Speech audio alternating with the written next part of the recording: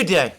Today is Thursday, 7th August 2025, and well, in my last program, the program I made yesterday, I had to announce the big news at the end of the program, but today hopefully we'll be able to cover the news more thoroughly because we've now had more details about what came out of the meeting between Witkoff and Putin in the Kremlin. And we have confirmation from the Russians that an agreement in principle has now been reached for a summit meeting between President Trump and President Putin, with some hopes or expectations that it may be agreed that it might happen within the next couple of days. Now, here I'm going to start by making a general observation, and I want to make it clear that what I'm about to say should not be treated as a criticism. What has happened, in my opinion, is that the President of the United States, Donald Trump, confronted by a no-win situation, has blinked. He had maneuvered himself into a position where he was demanding that a deal be reached between the Russians and the Ukrainians by today, the 7th of August, failing which he would announce tariffs and sanctions against Russia and the countries that trade with Russia tomorrow on the 8th of August.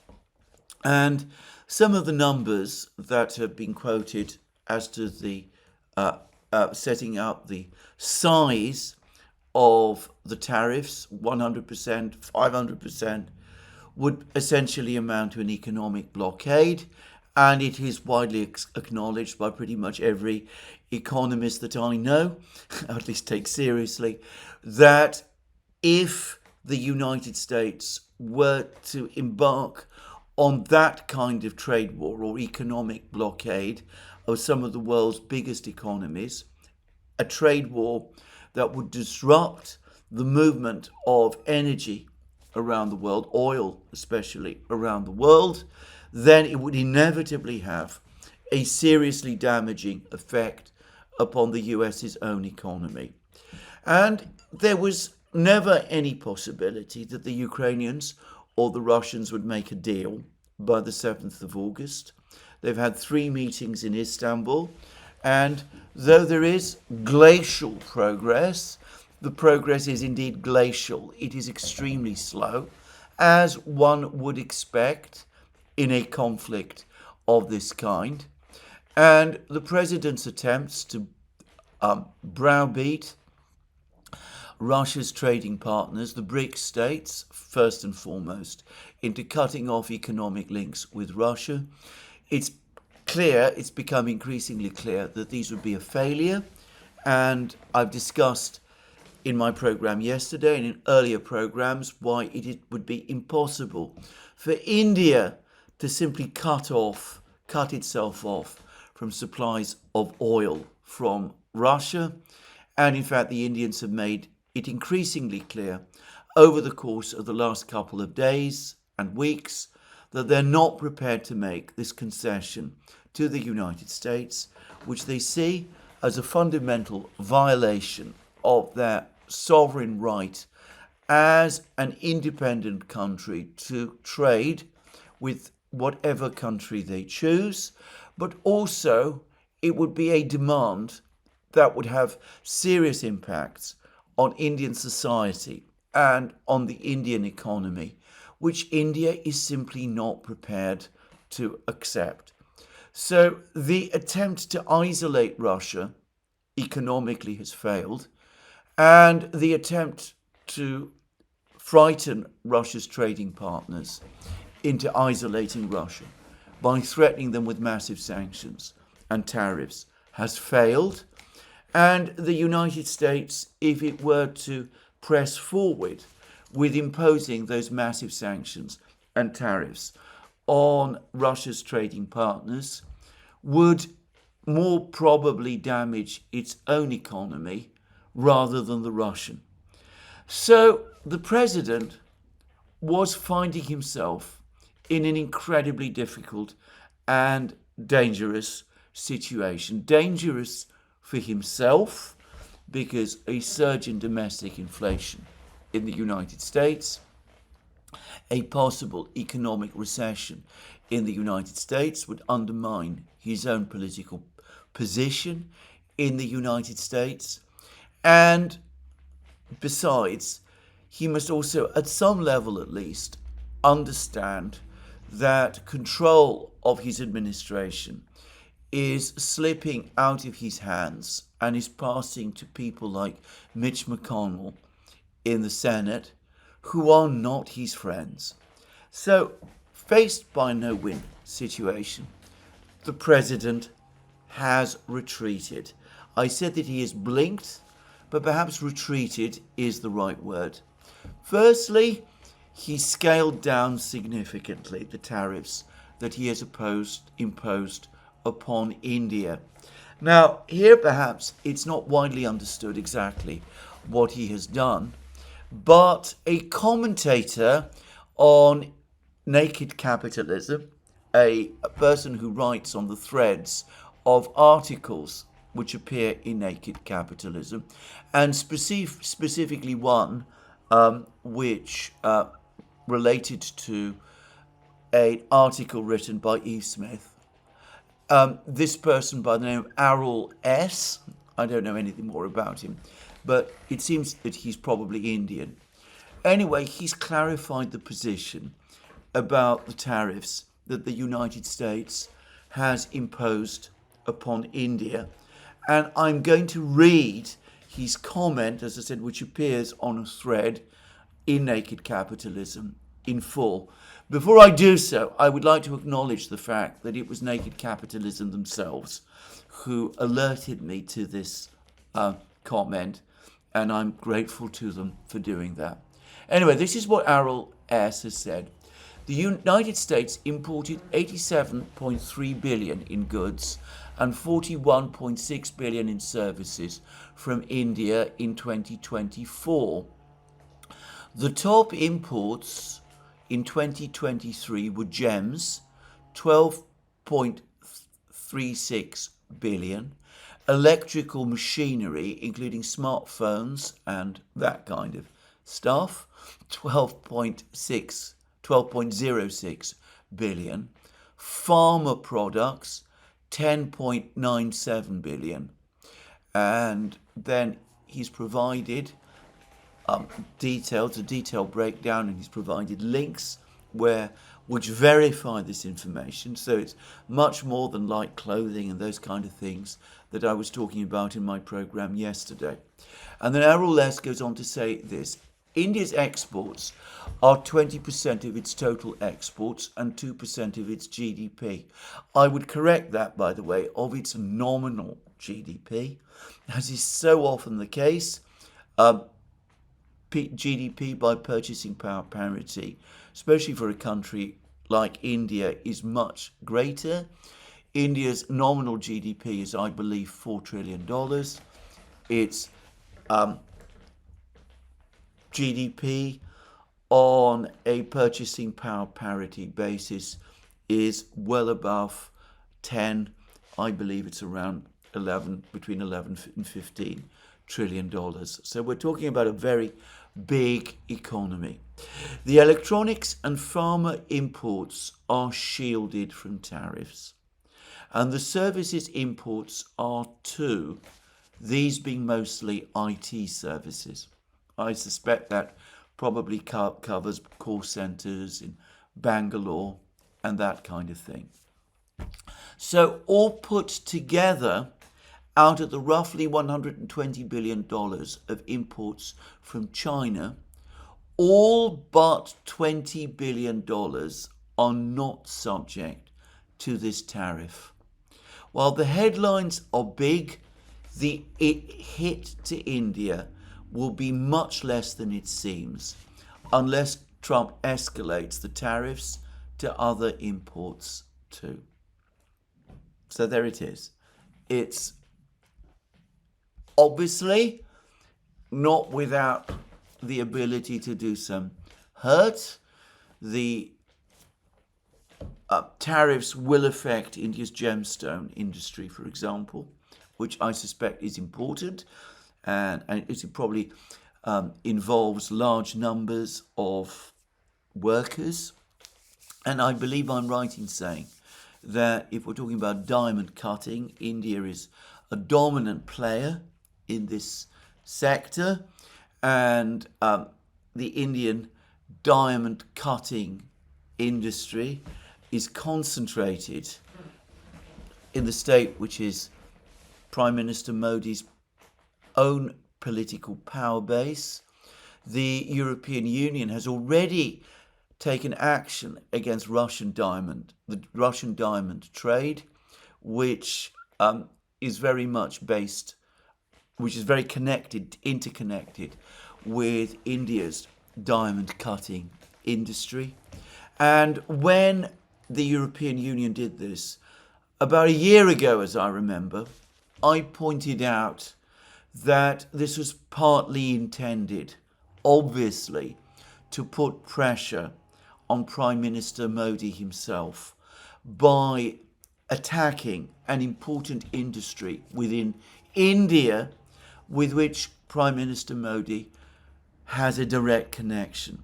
And we will see that Prime Minister Modi may be indirectly referring to that in certain comments that he has made today.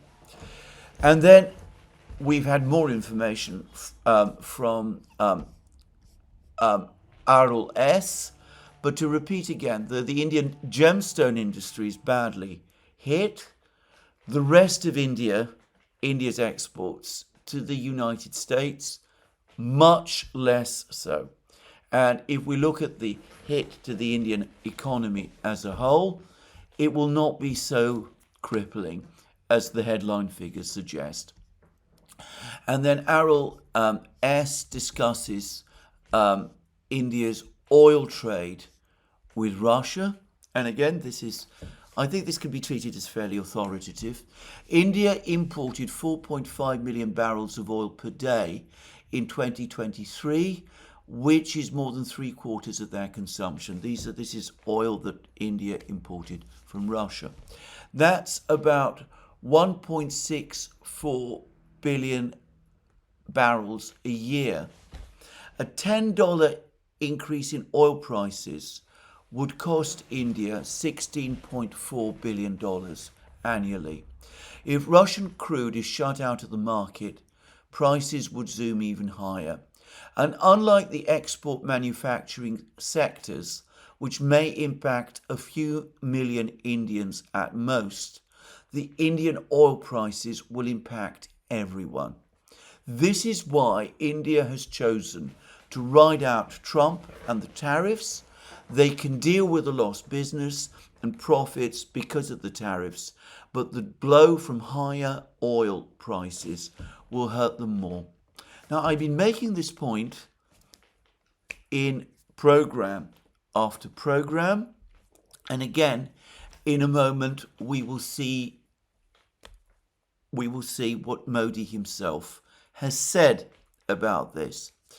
But I should also say that very usefully and helpfully, I've had someone, a member of the Duran community, contact me by email, and he's done all of the processing about India's oil import trade with Russia and also its arms buying from Russia, and looked at the whole totality of India's relationships with the United States and with Russia. And he's also used AI tools to analyze it further. And he's basically come round to exactly the same conclusions that I came to in various programs, and which Arul S. has enlarged upon further in this comment that he published in the thread for Naked Capitalism.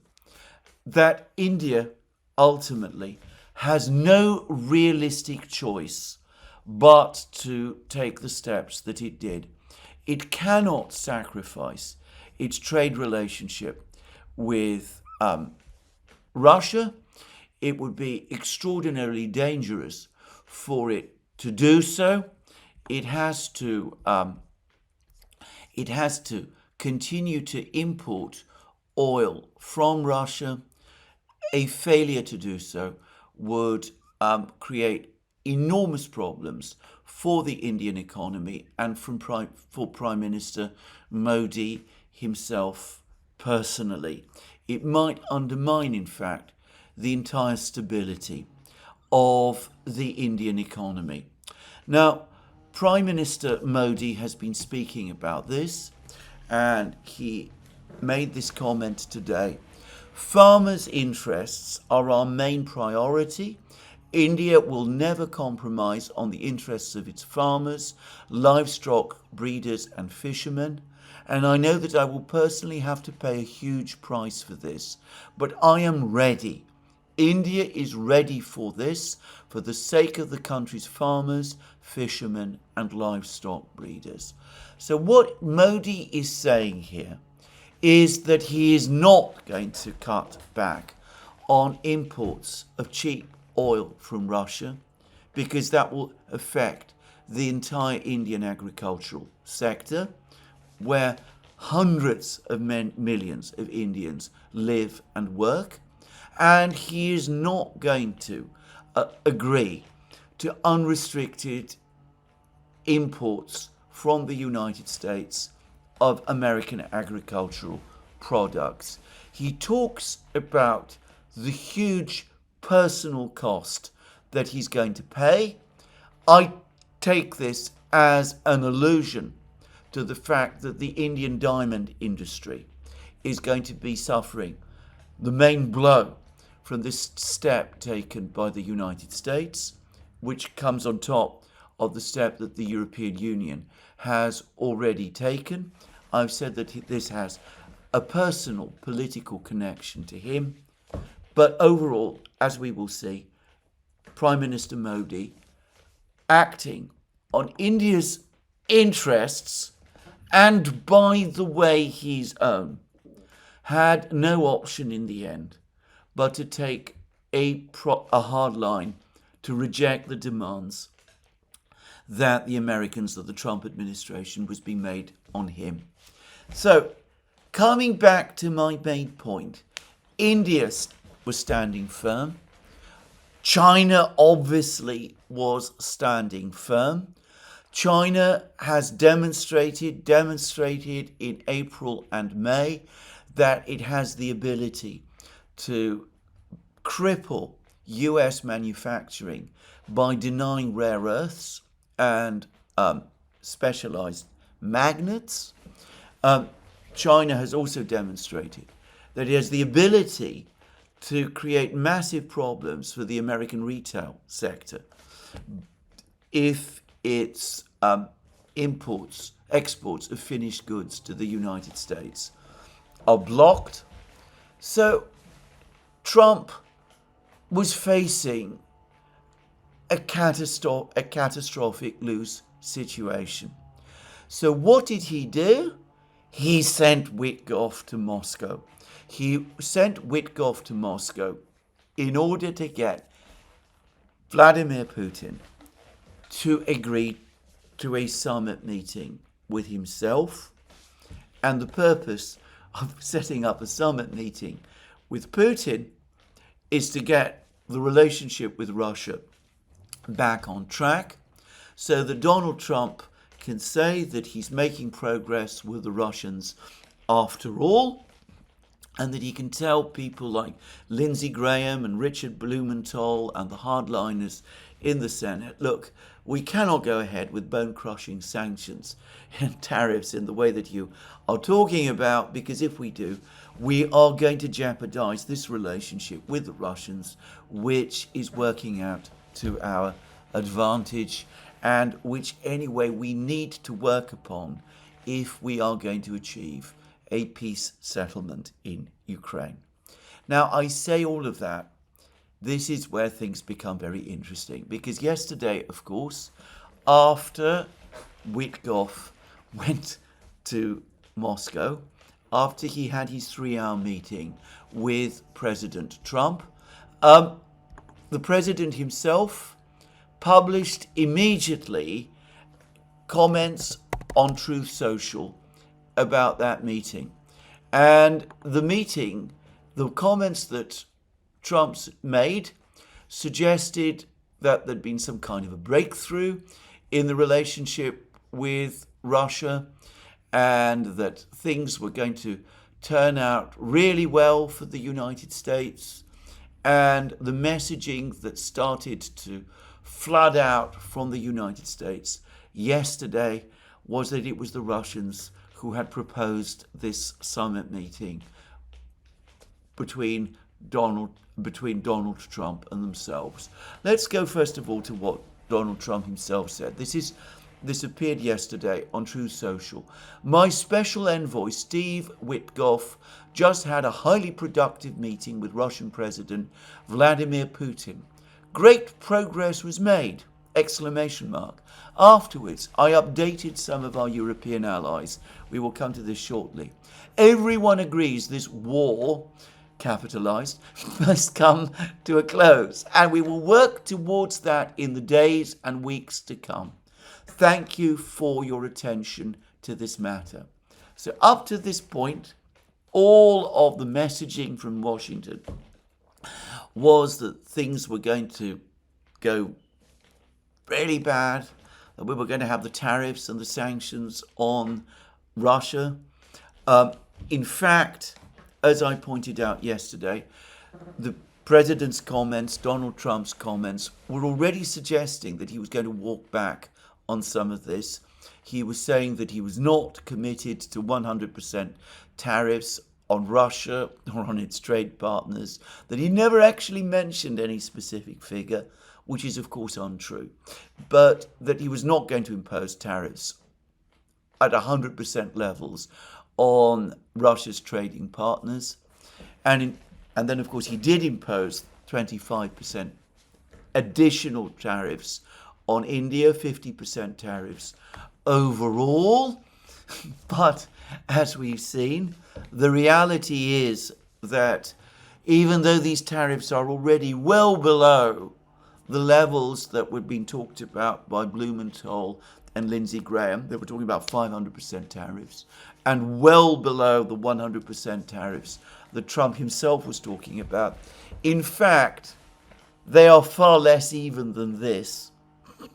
They are basically tariffs on India's gemstone industry, its diamonds and that. So we were already starting to get a sense that that he was retreating. But anyway, after the meeting, within basically just a very short time after the meeting, less than an hour, I think, puts out this extraordinary comment on Truth Social. We've achieved a highly productive meeting. Great progress is being made. We no longer have to move forward with tariffs or sanctions on the scale that we were talking about. Of course, that's the subplot. Of course, we're not saying that we're not going to do it. We might even announce some tariffs and sanctions tomorrow. But overall, we are not looking for an economic war. There's no need for that, for one. Things are then moving forward, and we are proceeding well with what we have achieved. Now, next, we start getting leaks and messaging and spinning all over the media yesterday. It was the Russians who asked for the meeting with Trump. It was the Russians, in other words, who conceded first. It was the Russians, in other words, who have made this proposal because obviously President Trump's peace through strength policies have brought them to the table in this way. And of course, they haven't just agreed to a meeting with Donald Trump himself. They've also agreed to a trilateral meeting in which Vladimir Zelensky, the president of Ukraine, is also going to be involved. So this is going to be a three-party meeting. Obviously, the first part of it will be a bilateral meeting between Trump and Putin. But then Zelensky will be invited into the room and he will participate in the discussions, and we will have all those photos of Putin and Trump and Zelensky all together, and Trump will be anointed as the great go-between and mediator between these two warring presidents, who's bringing the process of the negotiations to a conclusion, to a successful conclusion. So that was the spin yesterday. And it was essentially, from what I can tell, what the president, what Donald Trump said to the Europeans in that telephone call that he made yesterday. It was apparently a group call. Merz, Rutte, Alexander Stubb, the Finnish president, Keir Starmer were all in on the call. I'm not sure whether Macron was. But anyway, there was a group call, and Zelensky, to my understanding, was also in on the call. And this is what they were all told, that there's going to be this meeting with Putin probably next week. The Russians have proposed this meeting. Trump will go to this meeting, but Zelensky will also be there. So don't worry about this being a meeting, just a meeting between the Americans and the Russians. It's going to be a meeting, and the Ukrainians are going to be part of it also. And we're told that the Europeans said we don't have any problem with that, even though they, of course, will not be participating in the meeting at all. I will get back to that in a moment. Well, now, it's absolutely clear to me that all of this spinning that we heard yesterday is untrue. It's false. Now, the first thing is, who did propose this meeting between Putin and Trump? There is absolutely no doubt at all that it was the Americans. And as we will see, this is what the Russians are saying. It could not be otherwise. Who visited whose capital? Stephen Witkoff went to Moscow. He went to Moscow, and he obviously went to Moscow with instructions from Trump to get Putin to agree to a summit meeting between himself and Putin. There is no other explanation for this visit. I've always said that this visit by Witkoff to Moscow was baffling. I couldn't completely understand what the purpose of the meeting was. Well, now we know. The purpose of the meeting was to get Putin to agree to a summit meeting with Trump. There is no other explanation for Witkoff going to Moscow. And that has to mean that the initiative for the summit meeting, for calling the summit meeting between Putin and Trump, came from the Americans. It came from Trump.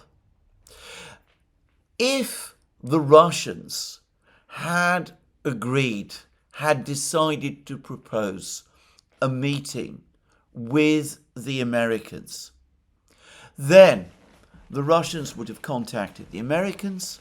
Perhaps there would have been a Russian envoy sent to Washington. More likely, it would all have been agreed over the telephone.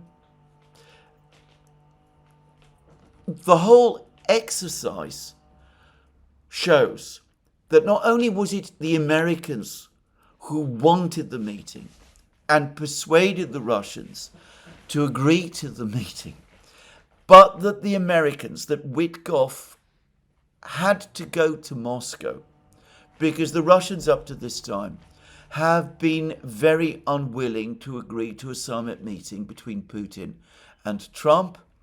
And we learnt that the meeting between Witkoff and Putin took 3 hours. And before that, there was a previous meeting between Witkoff and Russia's his contact person in Russia, Kirill Dmitriev, the head of Russia's direct investment fund.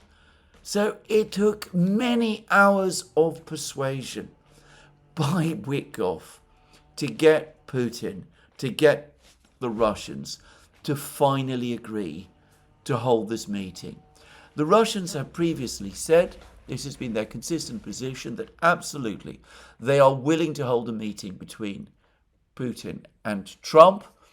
When Putin and Trump first spoke back in February, when they had a telephone call then, they agreed at that time that they should hold a summit meeting, and all of the indications were, in fact the readouts said, that the summit meeting should happen soon.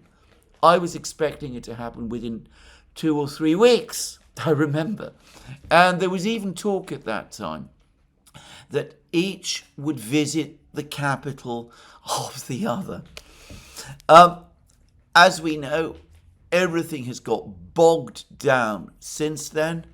The Russians have been very unhappy with some of the proposals that the Americans have been coming up with, the Kellogg plan and all of that they have repeatedly rejected. Putin has repeatedly said that he needs to have a summit meeting between himself and Trump, properly planned and prepared for in advance. He repeated this just about 2 weeks ago, as I remember, in a press conference that he gave then. And, well, Trump, as I said, finding himself in this very difficult position. He wanted that meeting. He needed that meeting to happen quickly. He sent Witkoff to Moscow.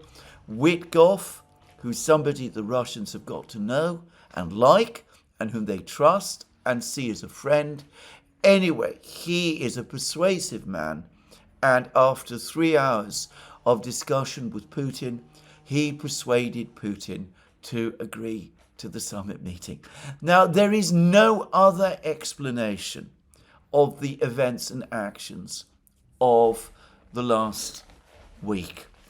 This sudden announcement that Witkoff was going to Moscow, the fact that Witkoff was going to Moscow, clearly, as the Russians say, the initiative to set up the meeting, to set up the summit meeting, came from the Americans. Now, this is where I'm going to turn to what the Russians are saying about this meeting, because Yuri Ushakov has given a long account now of the meeting between Putin and Witkoff. Now, yesterday, Ushakov said that he would not say anything about the meeting until Witkoff had spoken to Trump. I think this is looking back, an extraordinary mistake, but one that the Russians repeatedly make. No doubt at all, Witkoff was instructed to ask the Russians, look, once we've agreed to this meeting, can you please hold back the announcement about the meeting until I have briefed Trump?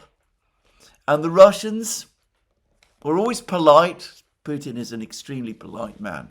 I've discussed this many times.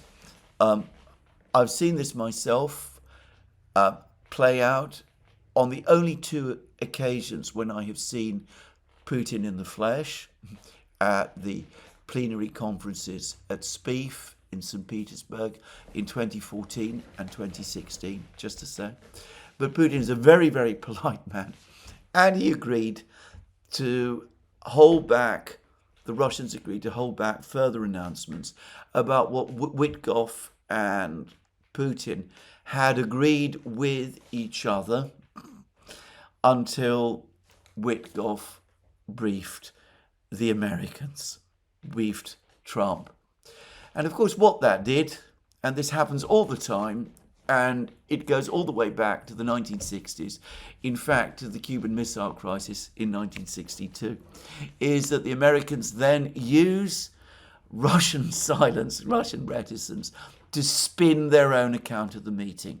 They spin the account that it was the Russians who asked for the meeting first, which, as I've said already, is clearly wrong. And they spin the story that the Russians look like they're going to agree to a three-party meeting of Putin, Zelensky and Trump. And it was, as we shall see, that is completely wrong.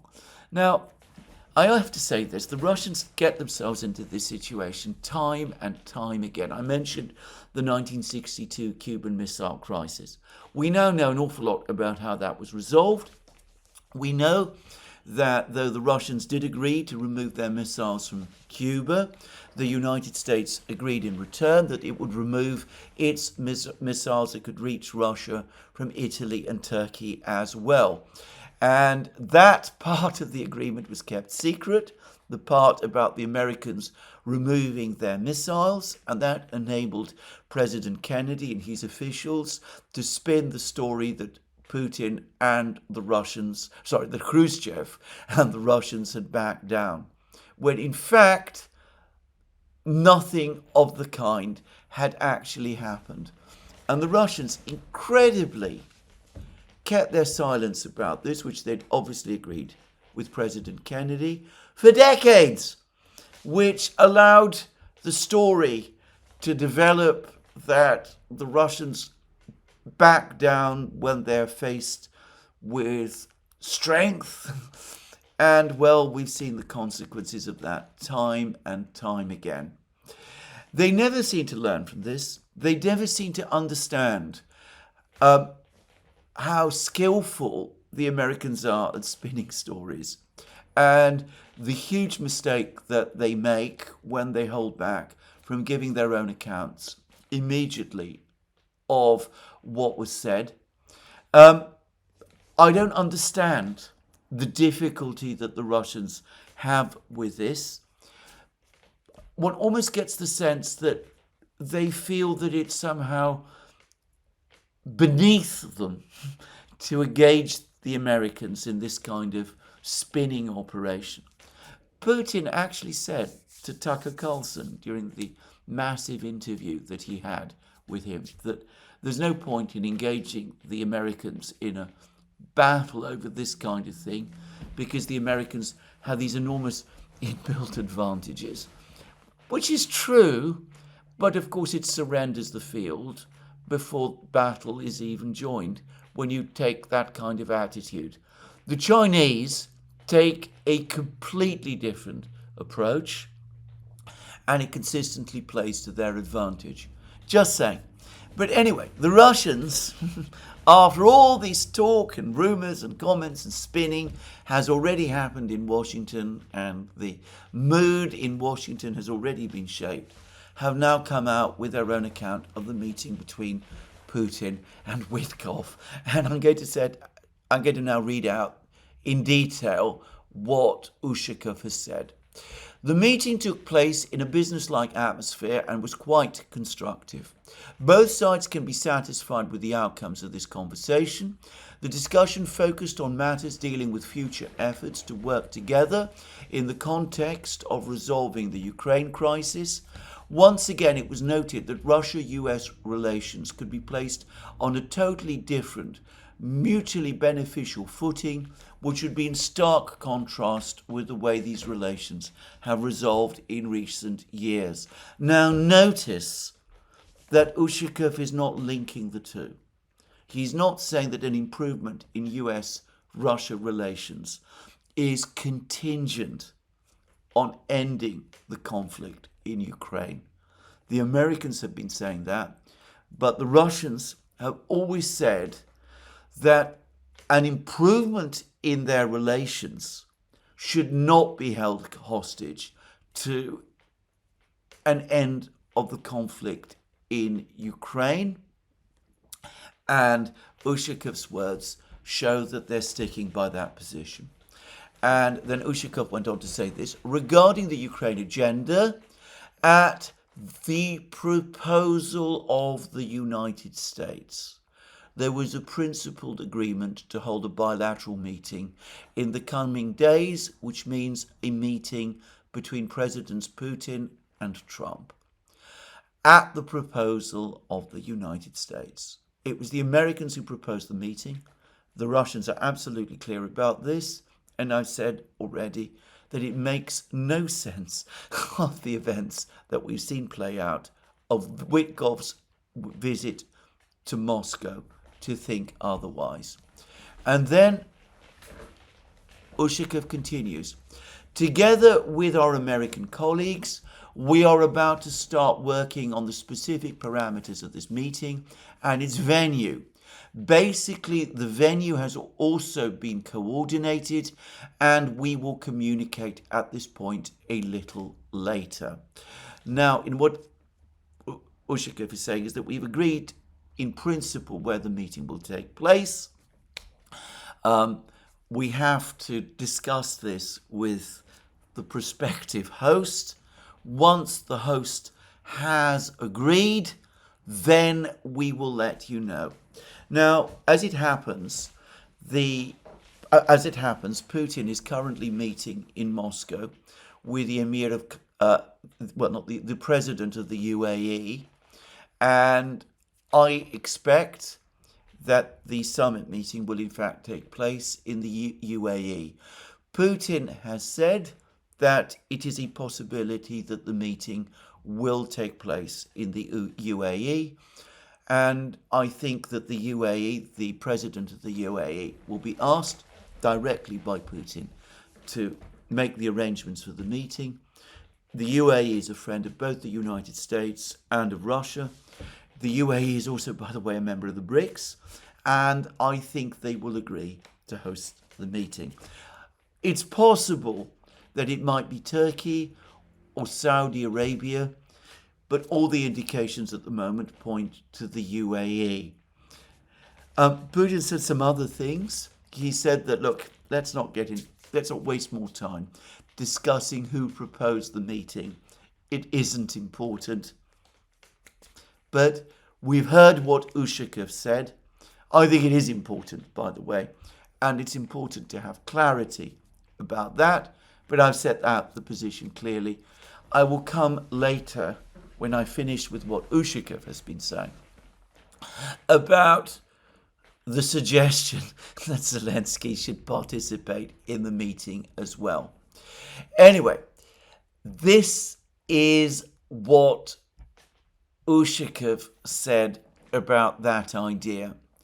As for the option of holding a trilateral meeting, which for some reason became a subject of speculation yesterday in Washington, the US representative, he means Witkoff, and you can see that Ushakov is angry, and the Russians are angry about this, because one would expect at this point Ushakov to mention Witkoff by name. He's instead referring to him as the US representative. The US representative simply mentioned it during the meeting at the Kremlin. However, there was no specific discussion of this topic. Russia has not commented on this option in any way. Our suggestion primarily focuses on preparing for a bilateral meeting with Donald Trump. It is our belief that ensuring this meeting is a success and yields tangible results is what matters most. And here we see the Russians in effect saying, we never agreed to this. This is not what we ever said. This is not our intention at all. What exactly is all this even about? And why are the Americans talking about this? Now, Putin himself has apparently said that the Russians at the moment don't see a meeting between themselves and Zelensky as a good idea. A meeting with Zelensky at this time continues to be premature. I believe that Putin's exact words is that regarding a possible meeting with Zelensky, conditions must be created for this, and we are still far from that. Now, I have received this information about what Putin said about this matter, about the meeting with Zelensky, from what I might describe as, I think, reliable Russian sources, but I haven't yet seen formal confirmation of this from the Kremlin, and I will wait until I do. But this is consistent with what I would expect. I would have expected Putin to say. This is a meeting, what I've agreed to is a meeting between myself and Donald Trump. I have not agreed to a meeting between myself and Zelensky. So even a meeting with Donald Trump present, a lot of work needs to be done before we're in that position. And I'm not committing myself at this time to a meeting of that kind, and I don't think that such a meeting should take place. Anyway, then going back to what Ushakov says, and I'll just finish off, he says that everyone already knows that Donald Trump spoke to several of his European partners on the phone to discuss these issues after Steve Witkoff reported back to him. It is worth noting in this regard that we have also been updating our close partners and friends through relevant communications channels to inform them about what the topics discussed during the meeting with Witkoff were.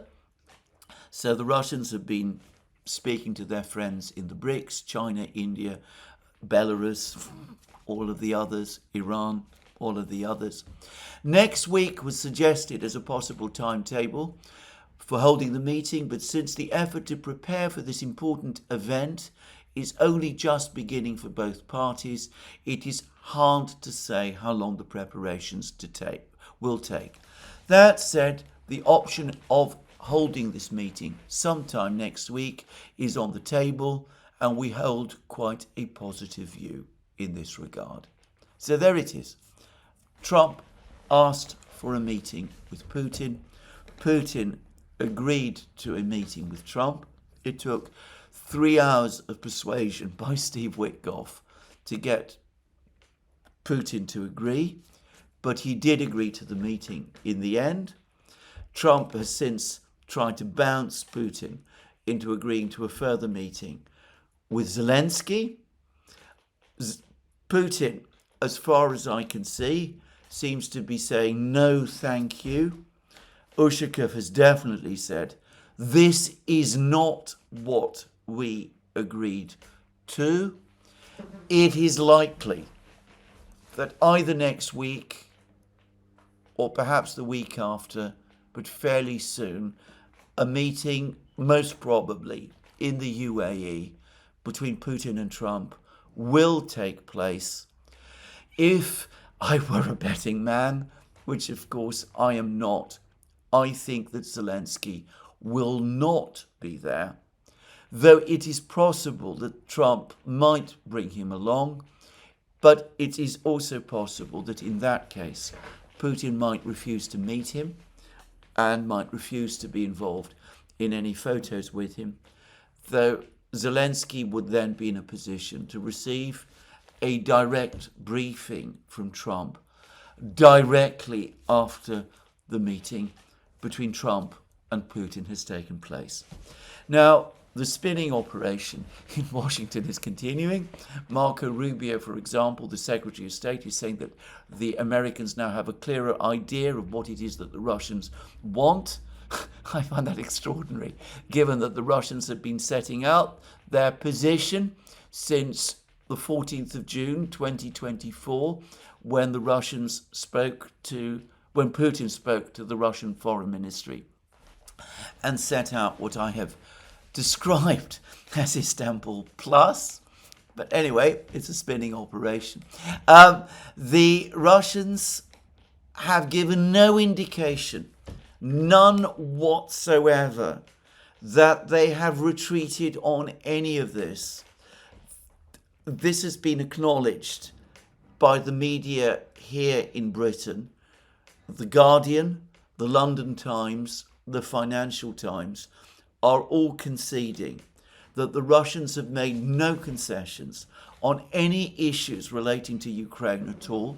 So far, all that they have agreed to is a summit meeting between Putin and Trump, a meeting which perhaps the Russians feel might have been better postponed to a later time, but it's clear that Putin decided, rightly in my opinion, that simply slamming the door in Trump's face and refusing a summit meeting, which Trump is so eager to have, would perhaps rupture conclusively the relationship between Russia and the United States, and between himself and Trump, and that it might not play well in the wider world, or by the way, even with some people in Russia.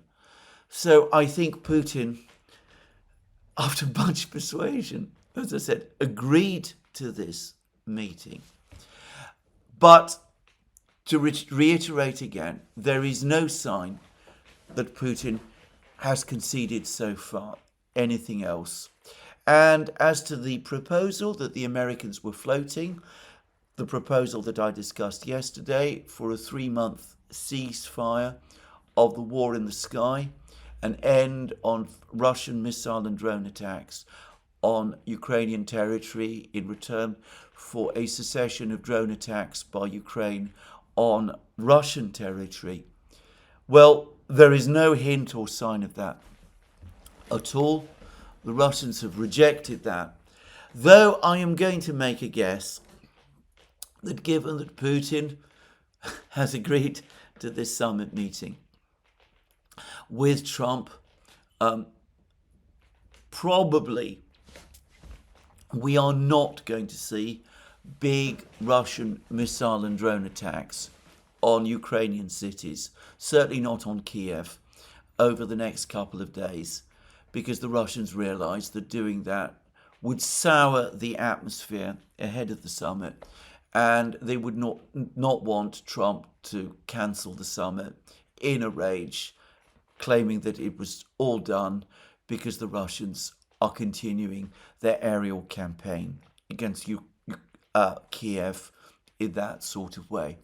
I'm afraid that if you agree to a summit meeting of that nature, then things follow from it. And though there will be some people, I suspect, in Russia who will be unhappy about the fact, I suspect that until the summit meeting takes place, we're not going to see drone and missile attacks like that happen, which is perhaps another reason why the Russians would probably want the meeting to happen sooner rather than later. What is going to come out of this meeting? Well, I simply don't know. I don't know what Trump thinks he is going to be able to get Putin to agree to. It's quite clear what the Russians want from the meeting. However, Putin spoke about it at the monastery in Varlam with Lukashenko. He mentioned that a Ukrainian delegate at the last meeting in Istanbul had spoken about how any final agreement between Ukraine and Russia must be anchored in a rewriting of the overall security architecture in Europe. And Putin said that he agreed with this delegate about that. I suspect that this is what the Russians have been saying in private to the Americans. It follows, of course, directly from what Putin said in another speech he made to the foreign ministry in, I believe it was November 2021, and what was set out in the two draft treaties that the Russians proposed in December 2021 for the cessation of the eastward expansion of NATO, for other steps to be taken by the United States and Russia together to de-escalate tensions in Europe. I suspect that the Russians are looking to negotiate all of that and to talk about all of that with Trump when they finally meet him, where in the UAE or wherever it is that the summit takes place.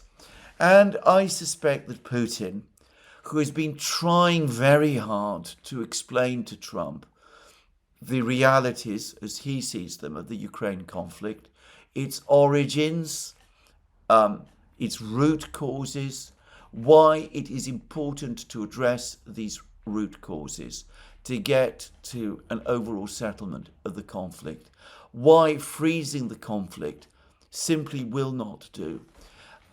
Putin, who I suspect has been frustrated by Trump's seeming inability to understand this. And I suspect Putin somehow hopes that explaining this all to Trump in a one-to-one meeting might finally hit home and might persuade Trump to perceive the conflict in Ukraine in a different way.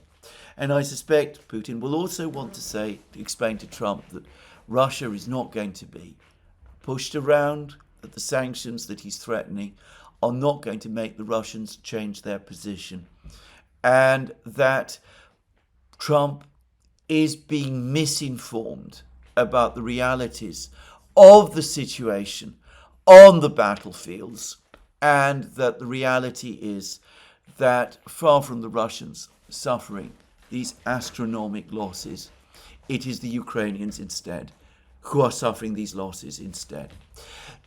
I am far from convinced that Donald Trump is interested in any of this, but it's clear to me that Putin has an immense need to explain it. After all, he took up a whole hour of his interview with Tucker Carlson doing it, and I would not be surprised if he did the same with Trump, just as he did with Witkoff over the course of the many meetings he's had with him. Anyway, we shall see what comes of this meeting. I understand what Putin will be trying to do at this meeting better, if I have to be honest, than I understand what Trump is expecting from this meeting. But it could be that Trump's priority at the moment, more than anything else, is to keep the show on the road, to keep the appearance of a dialogue with the Russians underway, if only in order to see off whatever pressure he's getting from Lindsey Graham and the others in Congress. Who knows? Or it may be that there is some other more devious plan at play.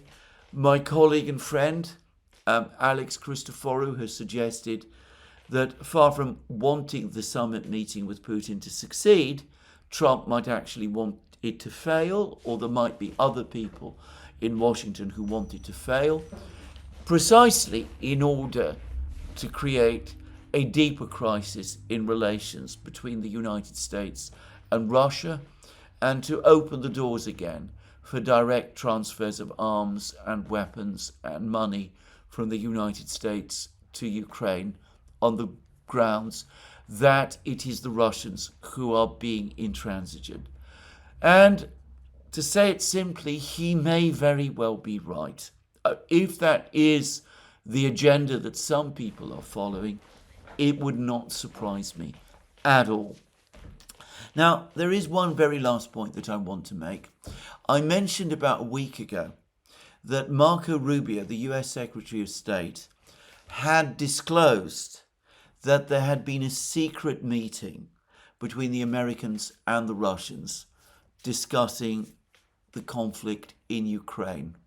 He did not say when or where this meeting took place or who was involved.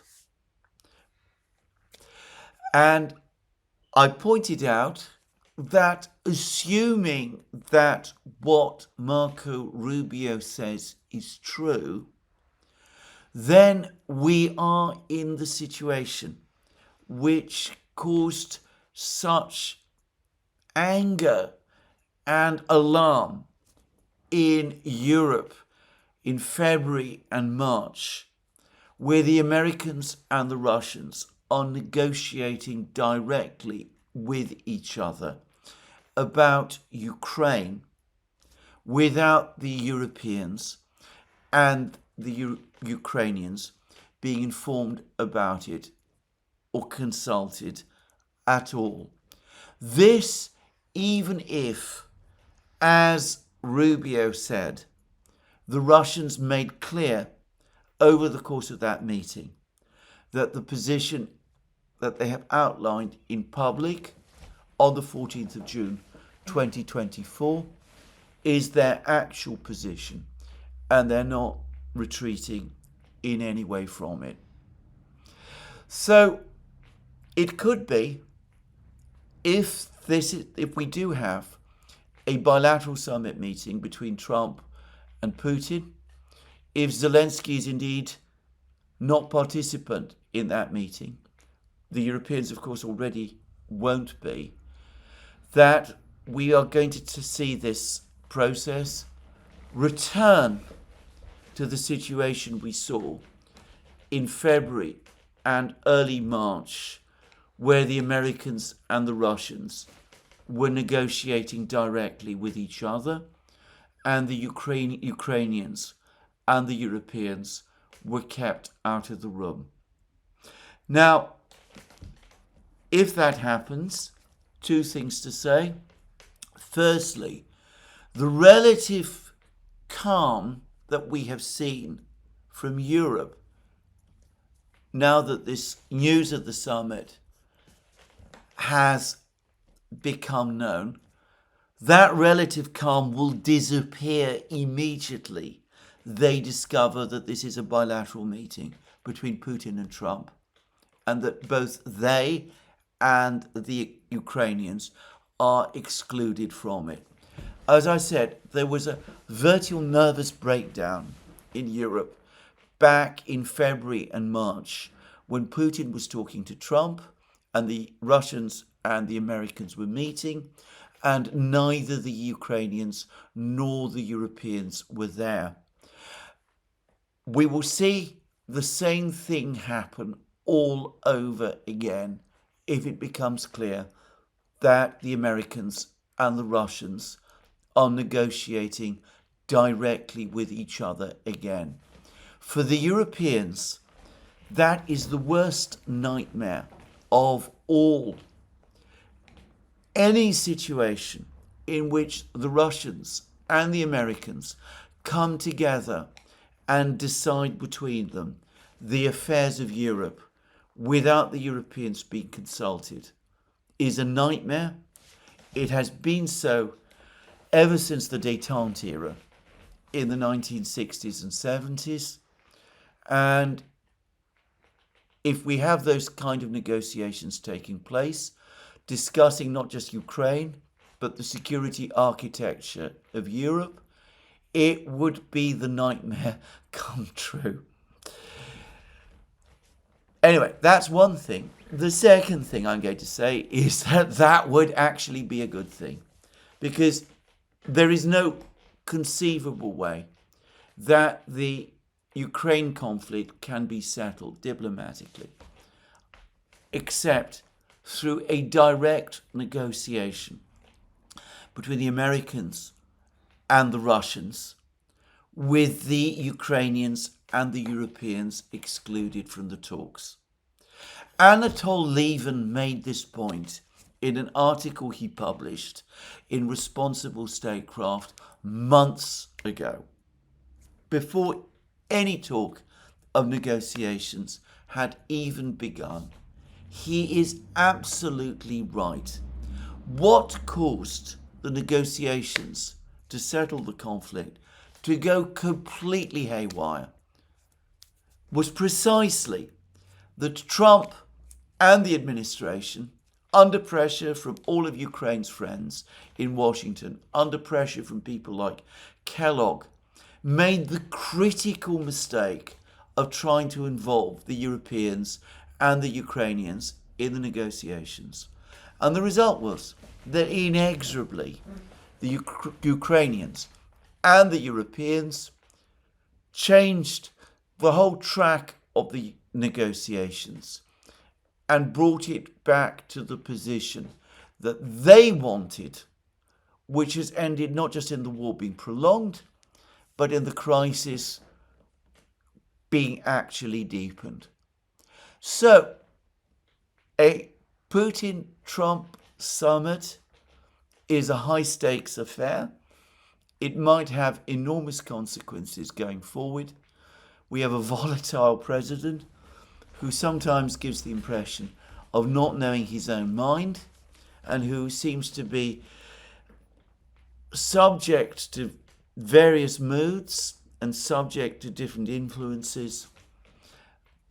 I can't say that I have any very high expectations of this process, but at the same time, it would be wrong to say that these possibilities don't exist. Now, there's a number of further things that I need to say about the general situation, though obviously, as I said, the news about the summit meeting dominates all others. Firstly, I mentioned yesterday that we've had reports that the Russians are leafleting the garrison in Pokrovsk, the Ukrainian garrison in Pokrovsk, telling them to surrender. What I saw as a report yesterday has now been confirmed from Ukrainian sources. It looks like the situation in Pokrovsk is indeed close to collapse. When the Russians take this step, whenever they've taken it, at any stage in any of the earlier sieges that have been played out in this war, in Mariupol, in Ugledar, in Avdiivka, it has always been a sign that we are almost at the end. So it looks as if soon Pokrovsk will fall. Of course, if it falls before the Putin-Trump summit takes place, then inevitably it is going to have an effect on the summit itself. The Russians are also now saying conclusively that there is a cauldron created around the Ukrainian troops to the south of the Kliban-Big reservoir in the Konstantinovka area. Reports speak of several hundreds of Ukrainian troops cut off and trapped. There is no really satisfactory escape route left for these troops. It could be that they will be called on to surrender as well. We shall just have to see. There is many other reports of further deterioration of the military situation for Ukraine across the battlefields, but I'm not going to discuss any of that further in this program. Suffice to say that deterioration continues to take place. Well, there is something else, however, that I do want to say, and that is about the general situation of the US economy, because I suspect that another reason for Donald Trump's urgency, for his need to have a summit meeting with Putin at this particular time, is that a lot of the indicators about the situation in the US economy are now starting to flash negative. Now, over the last 10 days or so, I have heard and or read 4 commentaries about the state of the US economy. One was by the US Attorney, Robert Barnes.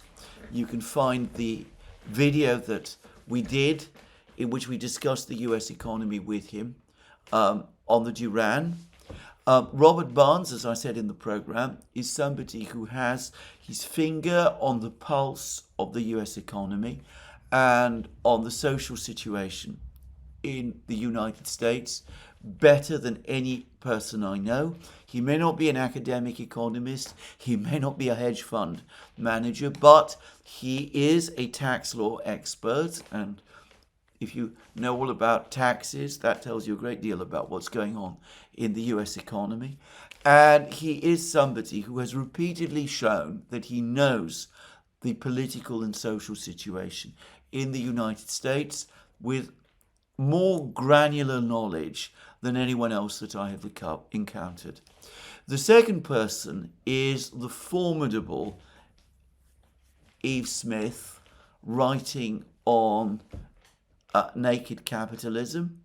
I have come to place huge reliance on Eve Smith's exemplary, outstanding analyses on economic matters.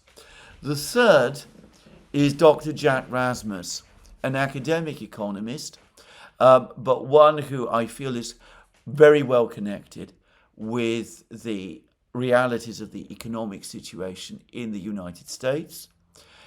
And the fourth, the flakiest one, if I may say so, the one I placed by far the least reliance on, is Ambrose Evans Pritchard, who's written a piece in the Daily Telegraph. Now, Ambrose Evans Pritchard is eccentric. He sometimes gets things completely, disastrously wrong. He is, in fact, wrong most of the time, but he's no doubt a clever man. And every so often, he does hit the bullseye, and always and invariably, even when he is completely and utterly wrong, as he mostly is, I still find what he writes interesting, and I do learn a lot from it.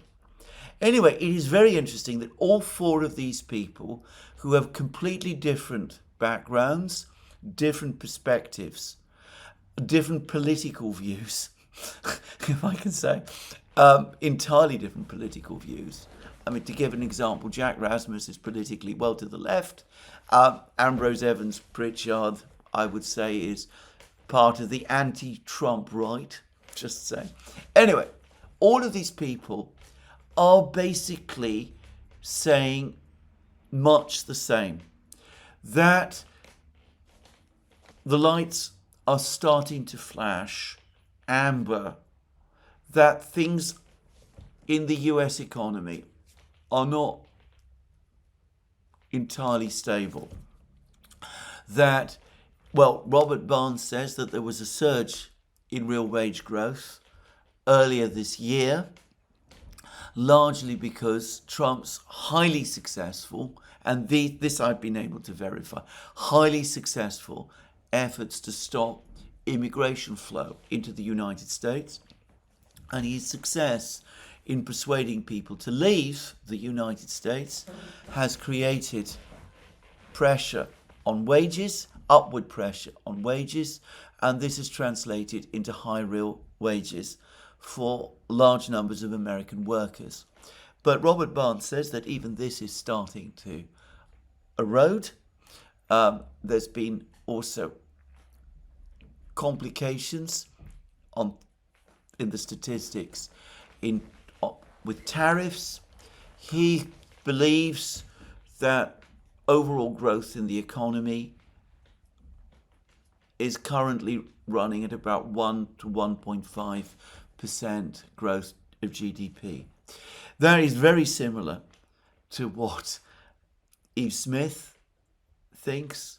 It's very similar to what Jack Rasmus thinks. Jack Rasmus actually puts the growth rate lower. In fact, he's skeptical that there's any real growth in the economy currently at all. And, well, Ambrose Evans-Pritchard perhaps takes the most catastrophic view of the four, as you would expect of him. All four consider that there is a real possibility that the United States could go into recession.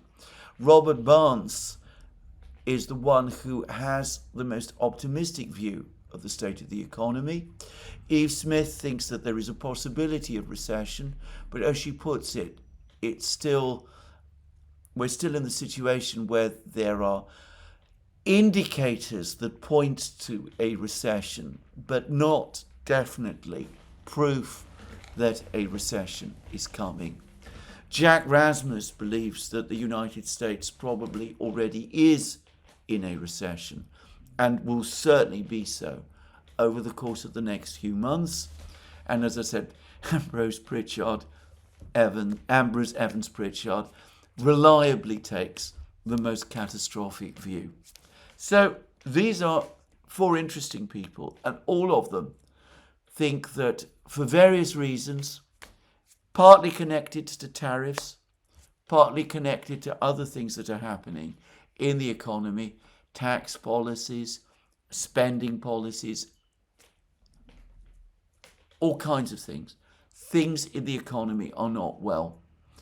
And, well, if we get into recession territory by the autumn, at a time when interest rates in the United States, well, rather, at the time when inflation in the United States is rising, well, this could be the start of a stagflation situation in the United States, or conceivably even something worse.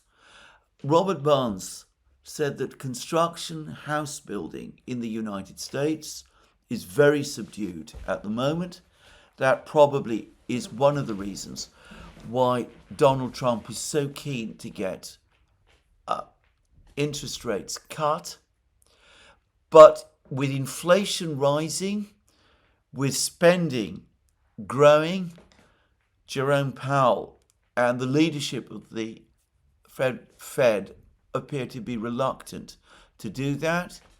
And of course, if there is an enormous tariff crisis, if Trump moves with his secondary sanctions and his secondary tariffs and all of those things, then the likelihood of inflation going higher still becomes very real.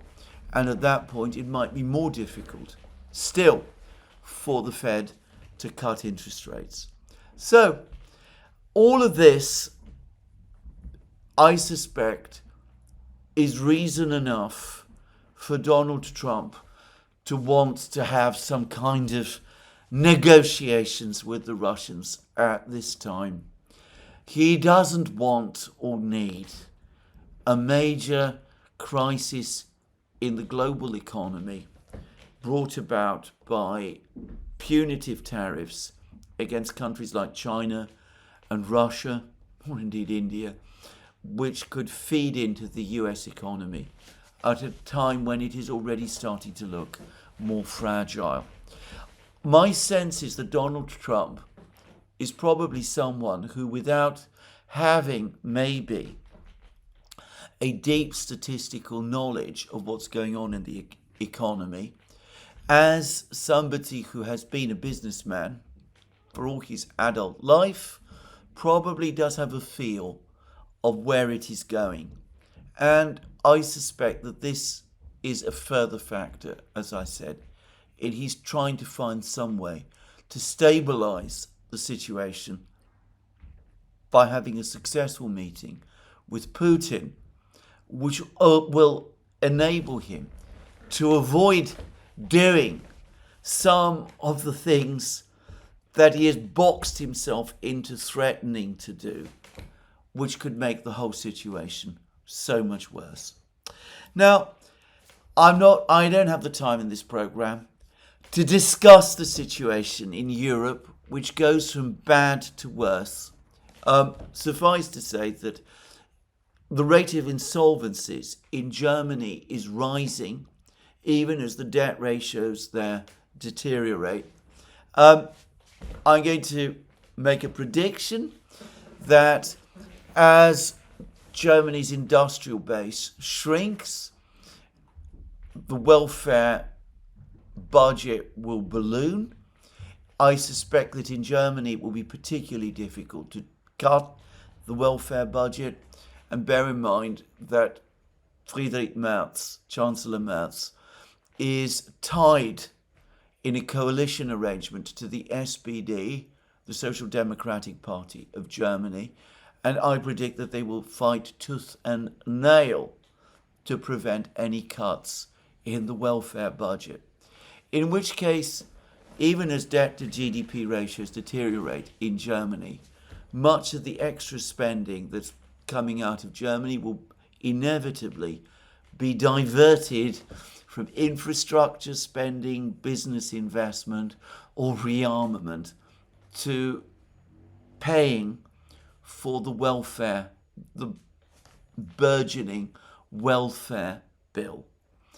And of course, if things start to go really bad within the German economy, by which I mean if the contraction continues and more businesses start to become insolvent, inevitably that's going to affect bad loan position of German banks and financial institutions. And who knows, there might even be demands for some kind of a bailout going forward as well. Just saying. But I don't have the time to discuss all of this in this program. If I am correct and Donald Trump is making some of his latest moves, his push for the summit meeting with Putin, because he is worried about the situation in the economy, then he is absolutely right to do that. It is Europe's folly, not wisdom, that they don't do the same. Let me repeat the point that I made at the start of the program. Yes, I do think that over the last week, Donald Trump blinked. But he was absolutely right to do it. A political leader shows wisdom and strength by retreating from an unsustainable position, not weakness.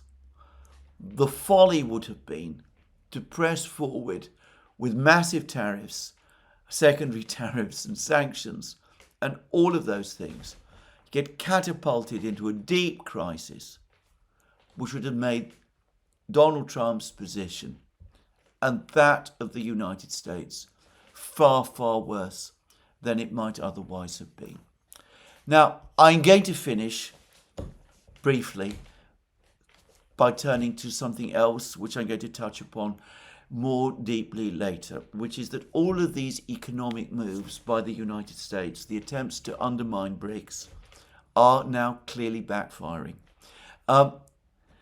I said in my program yesterday that it seemed to me that a lot of these tariffs against Brazil, against India, the tariffs that have been threatened against China, other tariffs of that kind, are not just tariffs about Russia. They are attempts by the United States to disorganize and shatter the BRICS group. And I have said, and we have discussed on the Duran, that an emergency meeting of the BRICS group was likely to be convened fairly soon in order to respond to these moves. And sure enough, earlier today, President Lula of Brazil, who currently chairs the BRICS, said that he is taking the first steps to convene precisely that kind of a meeting. Meanwhile, the Indian government, which had been seen by many as the most pro-American of the BRICS governments, is now taking steps to defend its position in the face of the economic attack from the Trump administration that it has just faced. So Prime Minister Modi is traveling to China. at the end of this month to attend the meeting of the Shanghai Cooperation Organization. Now, that meeting had been arranged some time ago, but it is his first visit to China for 7 years. And of course, he will be meeting Xi Jinping. And it speaks of an improvement in Indian-Chinese relations. Modi could have sent a less senior official in his place, but he's chosen to go himself. More impertinently, there's been a meeting in Moscow between Putin's national security advisor, Sergei Shoigu, and Modi's national security advisor. I believe that his name is his name is Ajit Doval, just to say. Anyway, apparently Shoigu and Doval, India and Russia, have finalized the arrangements for Putin's own trip to India. The date has apparently been agreed, and we can expect Putin to visit India before long. Putin, by the way, is also likely to visit Iran shortly.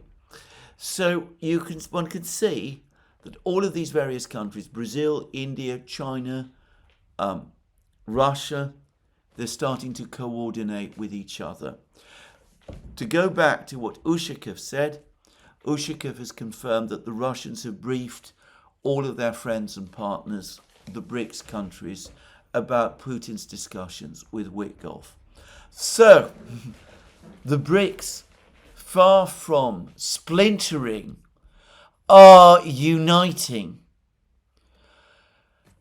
And the American pressure is making them into a more coherent group than they were before. Anybody who has followed the evolution of this group will not find that surprising. But all of these various diplomatic moves that are taking place, the Putin-Trump meeting, the steps that Prime Minister Modi is taking, Lula's calls for an emergency BRICS summit, all of that shows the extent to which the world is changing. We are moving definitely now into a multipolar system. And even the United States, however reluctantly, is going to have to adjust to it. Anyway, this is where I finish my program today. There'll be more from me soon. Let me remind you again that you can find all our programs on our various platforms, Locals, Rumble and X. Don't forget that you can also support our work via Patreon and Subscribestar. Links under this video. Last but not least, if you've liked this video, please tick the like button, and to check your subscription to this channel. That's me for today. More from me soon. Have a very good day and speak soon.